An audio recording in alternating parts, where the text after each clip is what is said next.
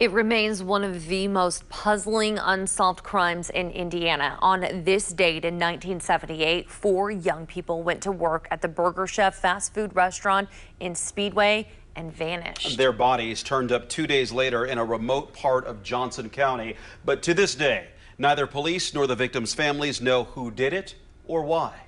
But as you can see, she was very tiny, skinny little girl. This is her? Mm-hmm. And that's you? Yes.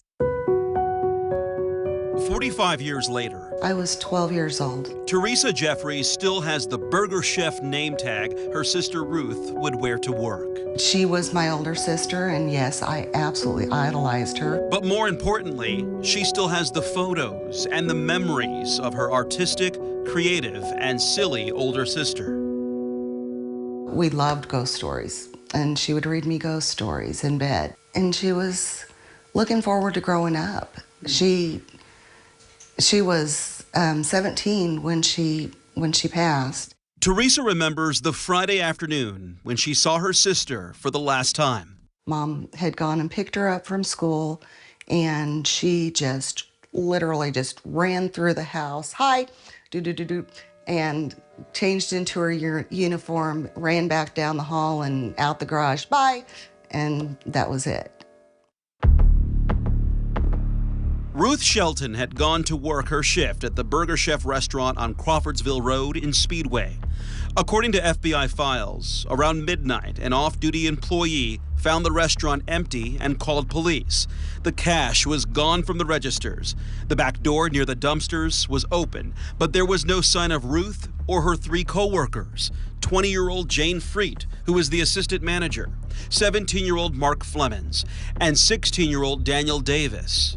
Jane Freet's blue and white car was gone too, although her purse and Ruth's purse were both found in the empty restaurant. Hours later, around 4:30 a.m., police still had no clue what happened to the 4 workers, but did locate Freet's car parked on a street near the Speedway Police Department not far from the Burger Chef.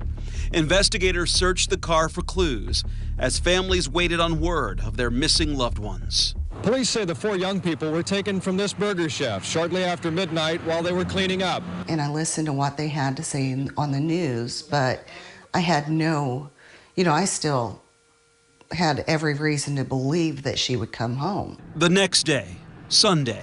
When they called and asked my parents to come to the police station, I knew at that time that it wasn't going to be a good.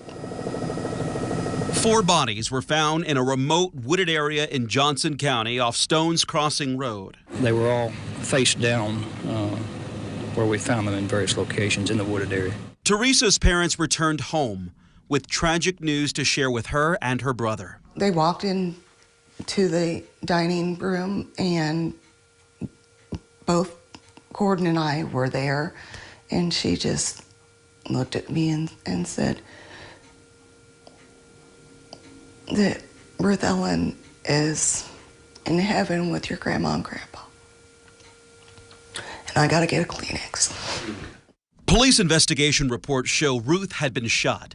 So had Daniel Davis. Autopsy reports revealed Jane Freet had been stabbed, and Mark Flemons died choking on his own blood. Over the course of the lengthy investigation, Speedway Police, State Police, and the FBI have all pursued several leads and even produced composite sketches and clay busts based on statements from witnesses who saw 2 men near the Burger Chef restaurant around the time the 4 workers vanished. It may just be that extra motivation to call in. 5 years ago, Indiana State Police held a news conference to share for the first time a photo of the blade from the hunting knife used to kill Freet, hoping it would generate leads. But still, despite advances in technology and DNA testing and offerings of reward money, no one has been charged in the killings. In this envelope is a birthday gift to Ruth. She wanted this one badly. A gold belt she wanted. Her mother had bought it for her and planned to surprise her with it. But Ruth died a few weeks shy of her 18th birthday. I've always had some hope, but I guess there's a difference between hoping and believing. So I know that there's always that chance that this could actually be solved, but I'm not going to hold my breath for it. Teresa Jeffries believes someone out there knows exactly what happened on the night of November 17th, 1978. She still wants answers, but now she focuses less on the tragedy. Not a single one of them had victim across their name tag. They're people. They deserve to be remembered for who they are rather than what happened to them. Indiana State Police tells WRTV this remains an active investigation.